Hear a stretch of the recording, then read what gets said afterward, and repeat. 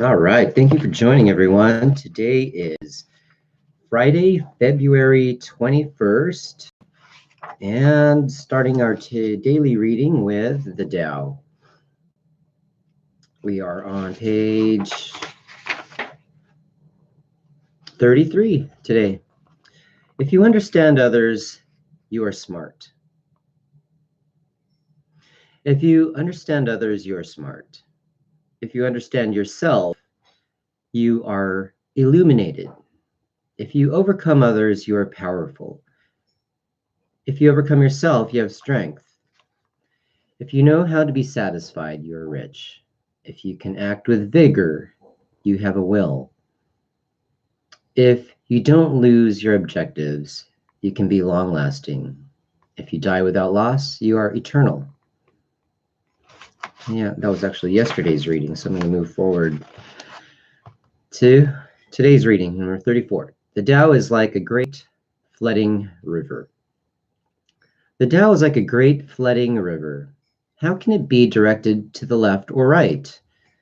The myriad things rely on it for their life, but do not distinguish it.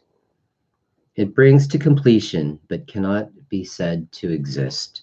It clothes and feeds all things without lording over them. It is always desireless, so we call it the small. The myriad things return to it, and it doesn't extract lordship. Thus, it can be called great. Till the end, it does not regard itself as great. Therefore, it actualizes its greatness. Okay.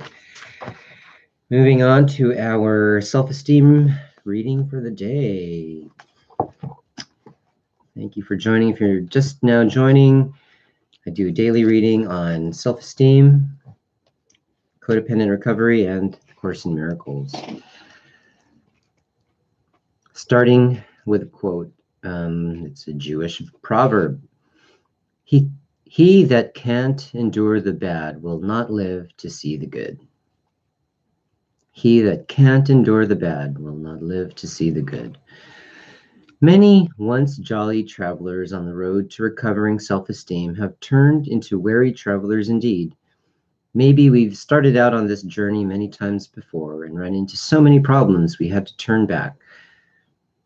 Perhaps we used unreliable maps or timetables, or our traveling companions proved untrustworthy. So now we're guarded. We're afraid to expect too much. Yet the pursuit of any treasure requires risk. A little progress will be made if our first concern is to avoid disappointments. In spite of our discouraging past experiences, we need to try again. Perhaps we need to get going again with our affirmations, even if they didn't prove magical last time. Maybe a new group would help, or even a different, more realistic attitude on our own part. Might we be disappointed again? Yes, indeed. The affirmations may stick in our throats. Some meetings may turn out to be boring. The friends we choose may be far more flawed than we expected. But partial as they are, all these efforts combine to get us there. Standing on guard won't do it. Perseverance is my passage to improved self-esteem. So, yeah, when you fall, get up, push yourself off, and start over again. All the work is cumulative. All right, real world. What we see isn't the real world. Here we go again. This is from the Course in Miracles book. Because we can't touch everything we see, we're baffled to hear it's not real. Time and willingness to suspend our belief are necessary to understand this very basic Course principle. In fact, we have to accept that we live in a dream, one that quite often feels more like a nightmare. We left the real world of God behind when we entered this realm. Now that we're here, so to speak, what's our purpose? This aspect of our existence is simple. We're here to express the love of God. We have no other purpose. It becomes easy when we make the decision once and for all to see only love and cry or the cry for it. We'll experience the real world within our minds when we acknowledge and only offer love. Peace is as close as our willingness to feel only love. That we choose to feel anything else is the ego's work. That we even entered this often insane realm is also the ego's work. Let's ignore the ego. God is always available. If we see pain or anger or evidence of fear, we have succumbed to the will of the ego. Today, we can be different if we so desire. Okay. Last but not least, a reading from The Language of Letting Go on living in the present. The present moment is all we have. Yes, we have plans and goals, a vision for tomorrow, but now is the only time we possess, and it is enough. We can clear our mind of the residue of yesterday. We can clear our mind of fears of tomorrow.